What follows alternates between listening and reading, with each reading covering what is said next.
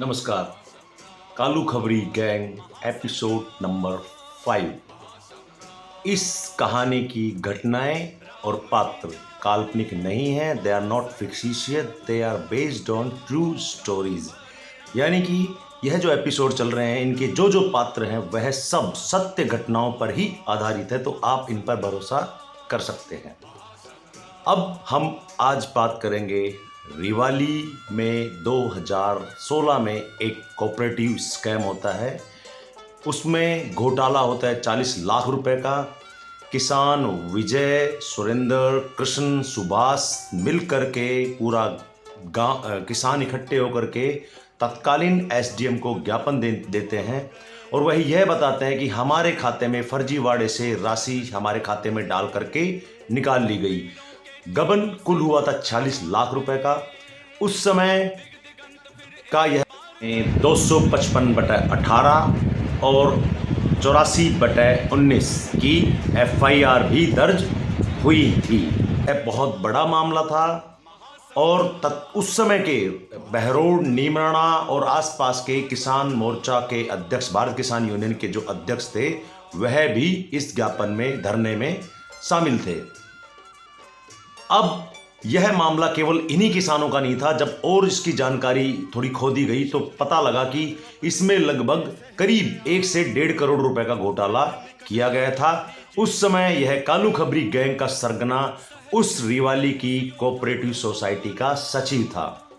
तो कितने लोगों का तूने माल खाया, यह जानना चाहता है बहरोड। आज भी तूने, तेरा भतीजा ही उसमें सचिव पद पे लगा रखा है। क्या तेरे भतीजे के अलावा कोई और उस सचिव पद के काबिल नहीं है, यह भी जानना चाहता है बहरोड। तूने कितने किसानों के मेहनत की कमाई पर डाका डाला है, यह जानना चाहता है बहरोड। इस मामले की जांच को प्रभावित करने के लिए तूने किन भ्रष्ट अधिकारियों के प्रभाव का इस्तेमाल किया, यह जानना चाहता है बहरोड। और जिन लोगों को भ्रम है ना कि यह मेरा सगा है, अरे सगा तो यह है उसी सोसाइटी के अध्यक्ष का बेटा जो कि स्वर्गीय पत्रकार था, उसका भी नहीं रहा। 2020-21 की, मेरा निजी अनुभव है, 2020-21 में वह एक अस्पताल में भर्ती था और यह अस्पताल के इंचार्ज से मिलकर के आता है। उनको जो डिस्काउंट दिया जाता है वो देते हैं, लेकिन जब हम और हमारी तरफ से कोशिश करते हैं उस इंचार्ज से मिलने की, तो वह इंचार्ज, तत्कालीन इंचार्ज, हमें बताता है कि भाई फलाना सरगना आया था और वो यह कह करके गया है, इसके अलावा इनको 1 रुपए का भी डिस्काउंट मत देना।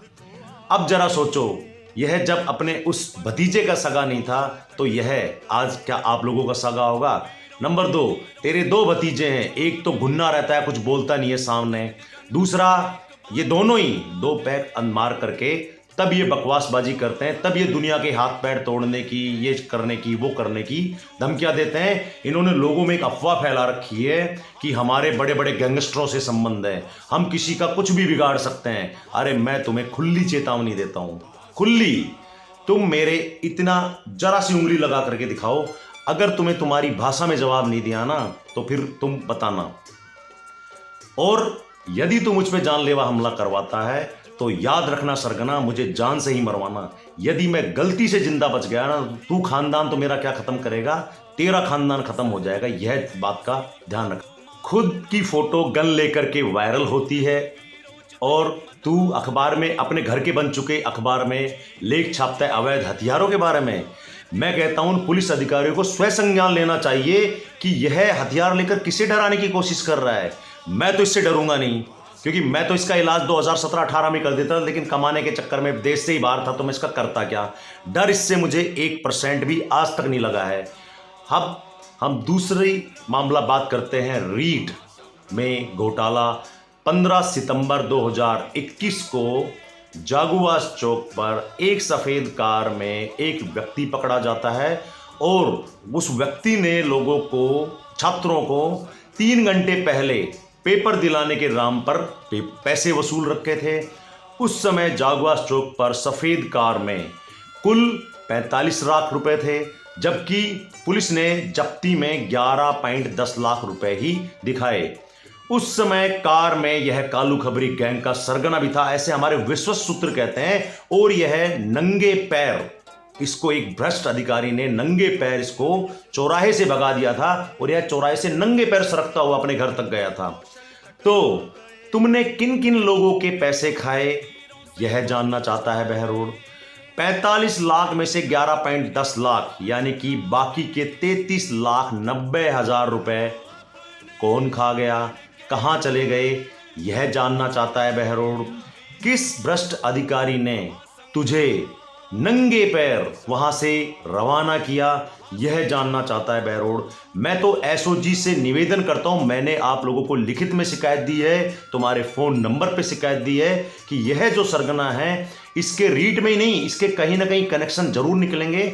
एसओजी से मेरा निवेदन है कि उस मामले की पुनः जांच करें कि इसने कितने लोगों से पैसा खा रखा है, क्योंकि इसकी संपत्ति अथाह है। उस संपत्ति भी हम आगे आने वाले एपिसोड्स में बात करेंगे कि कुछ सैलरी पाने वाला 20,000 25,000 रुपए सैलरी पाने वाला यह आज करोड़ों का मालिक बन करके बैठा है, यह भी जानेगा बहरोड़। इस पे हम अगले आने वाले एपिसोड में बात करेंगे। इसके साथ बिना बुद्धि वाले, बिना दिमाग वाले गिनती के 4-5 लोग बचे हुए हैं जो इसकी मंथली लेकर के आते हैं, जिनकी भी वीडियो इनके पास में, क्योंकि यह वीडियो बनाने में बहुत माहिर है। ऐसी वीडियो बना के इसने 1-2 नेताओं को भी अपने चंगुल में कर रखा, क्योंकि जाता तो अय्याशा करने हैं, लेकिन यह धोखे से उनकी वीडियो बना करके फिर उनको ब्लैकमेल करता है। तो तेरी इस ब्लैकमेलिंग गैंग में कौन कौन शामिल हैं और कौन कौन लोग अब बचे हुए हैं, यह जानना चाहता है बहरोड़। तू कहां कहां से मंथली लेकर के आ रहा है, यह भी जानना चाहता है बहरोड़। अंत में फिर से मैं उस ब्रांड से भी निवेदन कर देना चाहता हूं कि आप अपने पिछले आंकड़े उठा करके देखना कैसे यह ब्रांड 2200 कॉपी से आज 750 850 कॉपी पे आकर के टिक गया है।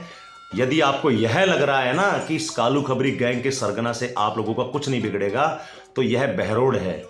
यह इनके साथ जो दगा करता है, मैं मानता हूं कुछ लोग, बहुत लोग, 95% लोग यहाँ के ईमानदार, सशक्त और सक्षम हैं, लेकिन वह सामने नहीं आते हैं। लेकिन जब किसी को धूल चटाने की वो सोच लेते हैं ना, तो उसे जमीन पर गिरा के मानते हैं।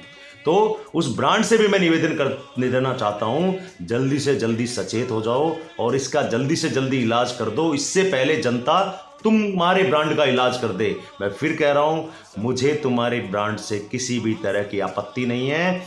मैं मेरे चाहने वालों से वही निवेदन कर रहा हूं, इस ब्रांड को भी सबक सिखाने में, जब तक आप इसे सबक नहीं सिखाएंगे तब तक वह सबक नहीं सीखेगा। तो हमारे साथ इस बहरोड़ को बचाने की मुहिम में जो हवन हो रहा है, उसमें एक मुट्ठी हवन सामग्री डाल करके इस धर्म की लड़ाई में हमारा सहयोग करें। जय हिंद, जय भारत।